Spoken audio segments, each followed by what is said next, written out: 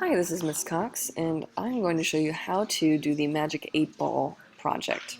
It's kind of fun, actually. If you have played with a Magic 8 Ball before, you shake it up, you ask it a question, and it gives you an answer. And right now, all we have is this not yet implemented answer. Well, what we're going to do is we're going to say, it looks like we're randomizing it so there'll be 5 answers. So answer 1 through 5, and we're going to be randomizing it because that'll be like shaking it up and randomly getting 1 of 5 answers. So basically we need to tell it if the answer is equal to 1 to do this, and we can make up our first one. Then we've got else if the answer is equal to 2, do this.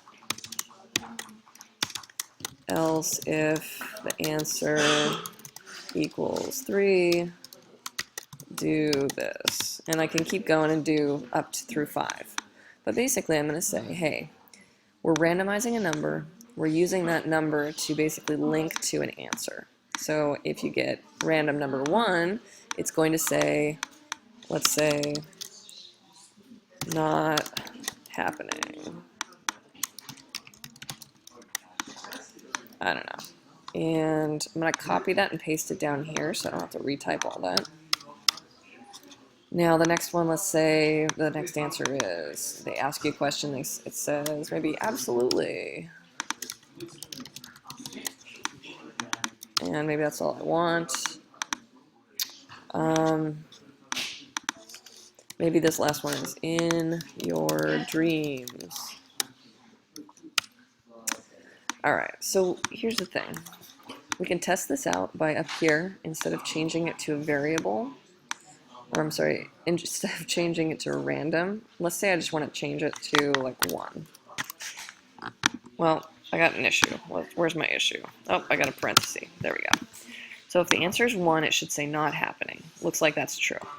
If the answer is 2, it should say absolutely. Good. And then if the answer is 3, it should say in your dreams. Good. Now the only thing you'll notice about this is some of the text is not lined up quite right. So I'm going to need to go in here and move things so it looks good. So like, let's see, number 2, did that look good? That looked okay. I might move it a little bit over so it's more centered. And then let's see, answer number 1, not needs to be moved. It's kind of off to the side, and let me move happening. So basically, you can test things out, and then at the end, you can go back to random, 1 through 5. But remember, with random 1 through 5, we actually need to put floor in the front, because we're saying that we want it to return a whole number between 1 through 5. So now, if I restart, sometimes I'm going to get one of my answers, and then sometimes I should get a blank because I haven't yet set 4 and 5. So my next step would be to tell it what to do in the case of 4 and in the case of 5. And then I can get crazy and change colors if I want. I can do different fun things. Maybe I change the text color.